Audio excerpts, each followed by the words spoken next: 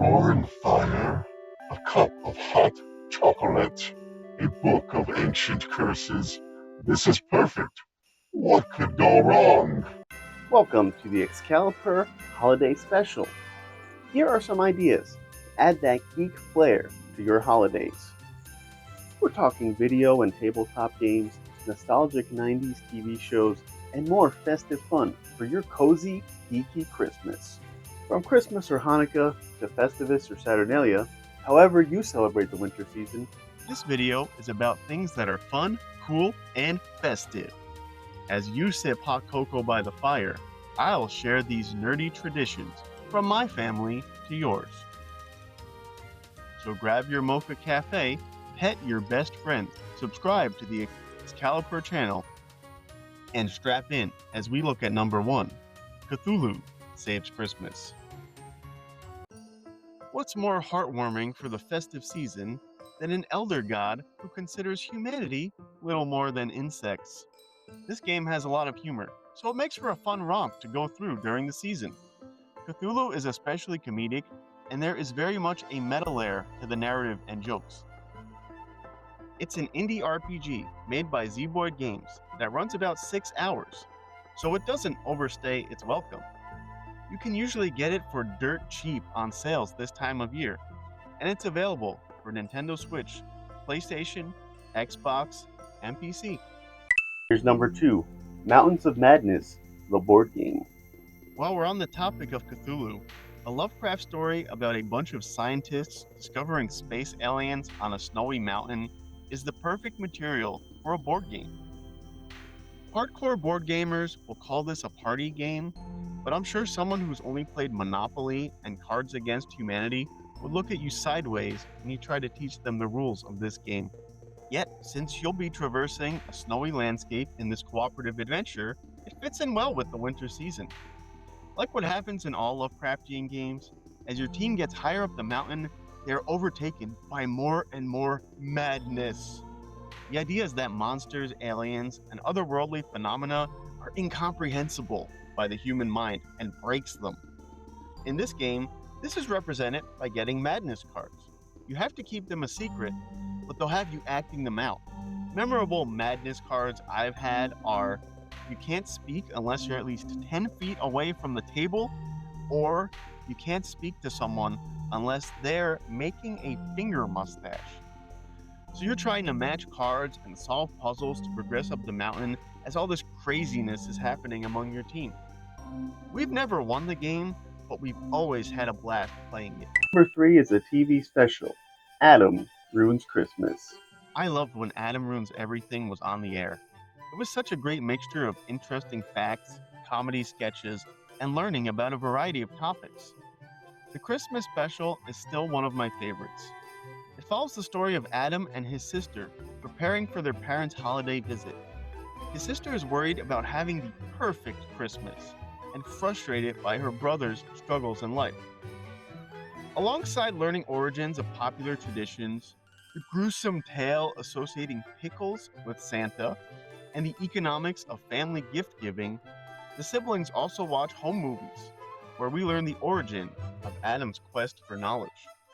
You can buy the episode on YouTube or watch it in the True TV app. Look, I know we're not that religious, but Mom and Dad made it a tradition. It's the one night a year we get together and have a nice, somber, Christian-y evening. Well, that's pretty weird because historically, Christmas was actually a really raucous holiday, and most of our Christmas traditions have really unchristian origins. Number 4 is Sonic, Christmas Blast. While we're on Christmas specials, I love going back to old shows from the 90s and watching their Christmas episodes. Steve Urkel may have been ruling TGIF as the uber nerd, but the actor Jaleel White was also ruling Saturday morning as the coolest cartoon character in a surprising number of Sonic the Hedgehog cartoons. And he wishes all of you a Merry Christmas. The kid's right. An extremely Merry Christmas. Every year of your life. His voice is the iconic voice of Sonic for me, so I love to go back to the 1996 special, Sonic Christmas Blast. Watch as Sonic and Tails find themselves facing down the evil Robotnik claws. I hope it's not too much of a spoiler to say you will see how Sonic saved Christmas. So that's why, when you play games like Sonic Frontiers, you put a Santa hat on Sonic. It's canon. You can watch Sonic Christmas Blast right on YouTube. Number 5, Warrior Santas. I think something about the striking figure of Santa Claus makes people think, what if this dude was a badass warrior? Sure, he's known as a jolly fellow who uses his magic powers to deliver gifts to children, but couldn't he also be wielding a huge axe and mowing down hordes of enemies? I didn't know that's what I was in for when I cracked open the book Worlds of Weird from 1965. Tricerao and I love going to used bookstores and just finding hidden treasures among the shelves, which is how I came upon this old tome. The first story, Roads, by Seabury Quinn, was originally published in 1938.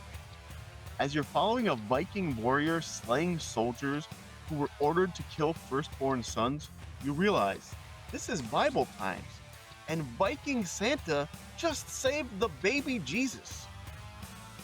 The baby Jesus also granted him magic powers. It's a wild origin story of Santa that's extremely metal, and you can get it on the Amazon Kindle for just $2.99. But Warrior Santa's definitely an idea that's out there, and I've noticed it in modern games too.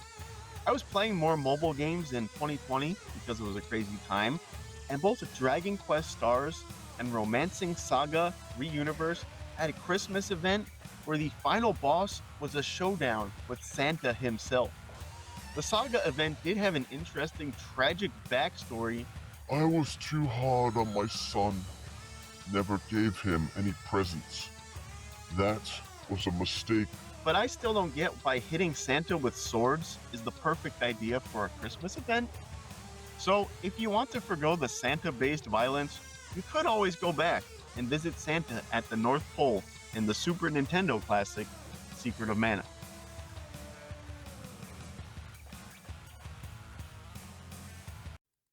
Number 6, Holiday One-Shot.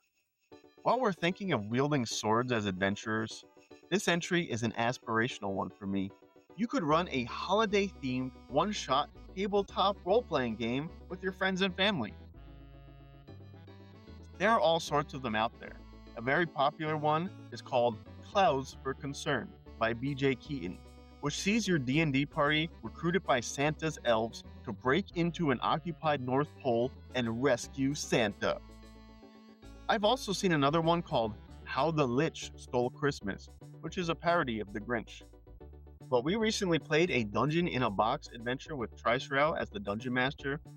It was a really fun time with high quality components, so I had my eye on the Dungeon in a Box Holiday Adventure. It's called The Clash Before Christmas and sees your adventuring party team up with Santa to battle Krampus.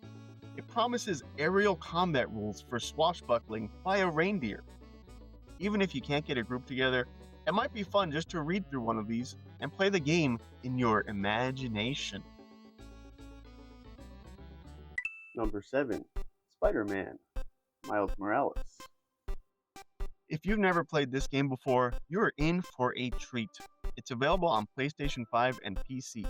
But if you have played before, it's still fun to load up your save and web sling around New York City during the holidays this time of year. The game takes place in a snowy New York, and the attention to detail is mind-blowing. You can visit iconic Christmas locations like the tree at Rockefeller Center or Radio City Music Hall. While swinging around, you see all the decorations like lights and menorahs. It really gets you in the holiday spirit, and is literally a dream come true for me. I remember loving Spider-Man and Venom in Maximum Carnage on Super Nintendo, but when I saw the 3D freedom of Super Mario 64, I imagined how cool a Spider-Man game could be in 3D. That promise wouldn't truly be realized until the Insomniac PlayStation Spider-Man games, and they're so much better than I could have even imagined. So this holiday season, maybe you want to take a tour of New York by web. Number 8, Teenage Mutant Ninja Turtles. And on the subject of classic comic heroes, there's a connection between the Teenage Mutant Ninja Turtles and Christmas that stems all the way back to an original issue of the comic from 1985. The story features Michelangelo walking the snowy streets of New York to enjoy the festive atmosphere. But before long, he finds himself in adventures, like saving a stray cat and battling toy thieves so he can make sure orphans get their toys for Christmas. They even adapted this story into the 2003 TMNT cartoon and a Season 3 episode called The Christmas Aliens. You can see I have a DVD featuring this called Cowabunga Christmas, but you could buy it digitally on Apple TV or stream it on Paramount Plus. Just whatever you do, don't put on the cheaply made, notorious We Wish You a Turtle Christmas. This live-action special will give you nightmares. Number 9. Nerdy Yule Logs. Whether you want to put one on in the background while you're wrapping presents, or you really want to add that nerd flair to your holiday gathering, there are so many fun styles of Yule logs that you can find these days. Plenty of them are available free on YouTube. Some favorites of mine are the Nintendo one, where you can watch a gamer playing cozy levels on their Switch Lite in front of a fireplace. The Lego Yule log, which just looks cool and creative, or the Witcher Yule log by Netflix, which brings a dark fantasy element to your festivities. Plus, Trisrael has an itch.io game called Pixel Fireplace. It adds an interactive element to your Yule log, since you can type commands like log or marshmallow and watch it happen on screen in glorious 8-bit inspired graphics. Number 10. Mighty Max Toys. Finally, we have an entry that's more of a personal pick for me. But we often associate the holidays with toys, right? And my all-time favorite toy line is Mighty Max. I can still remember the excitement of receiving the huge Skull Mountain set for Christmas. But even before I ever had a proper Mighty Max set, I was so excited to get the McDonald's holiday toy that year, a Happy Meal version of a Yeti Mighty Max toy. It was funny, because after I got my first Doom Zone on Christmas morning, Wolfship 7, I wanted to go to the car and retrieve my Yeti. My dad said, "What do you need that one for? Now you have one that's 100 times better." My dad clearly doesn't have that collector instinct like me. This was the start of my Mighty Max collection. But I'll let you in on a little secret. Over in Taiwan, a company called Peria managed to get the rights to Mighty Max in their country. I only have one from them that I was able to import from Big Bad Toy Store, but they still make them till this day. And this holiday, I've got my eyes on this reindeer head they made. It looks like the perfect holiday toy set.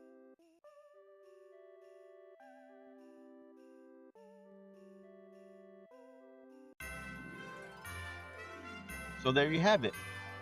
Let me know what your nerdy holiday traditions are in the comments, or tell me which one of mine you'll be adding to the festivities this year.